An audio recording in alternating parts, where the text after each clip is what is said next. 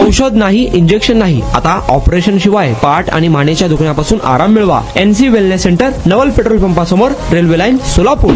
गावाला व्यसनमुक्त करण्याच्या दिशेने धरगणहळ्ळी ग्रामपंचायतीने मोठे पाऊल उचलले आहे. राज्य उत्पादन शुल्क विभाग आणि वळसंग पोलीस स्टेशन यांच्या संयुक्त पथकाने गावातील अवैध हातभट्टी, बेकायदेशीर दारू निर्मिती व विक्रीच्या ठिकाणी धडक छापेमारी करून 3 ठिकाणी यशस्वी कारवाई केली आहे. या कारवाईत मंगल गायकवाड, श्रावण कांबळे आणि लक्ष्मण कोळी या तिघांविरुद्ध गुन्हे दाखल करण्यात आले आहे.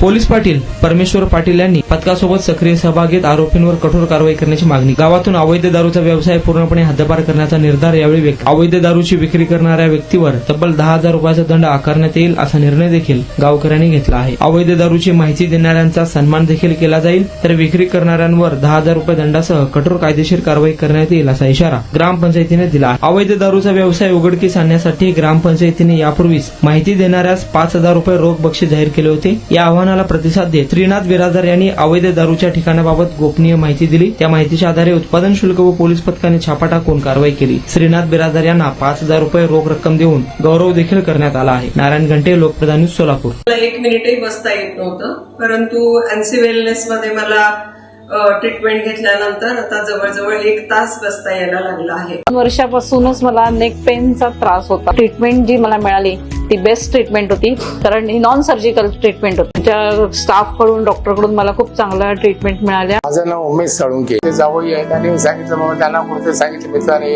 NC म्हणून सायंटिफिक पद्धतीने होते असं सांगितलं. मला 4 दिवसातच थोडा फरक जाणवला.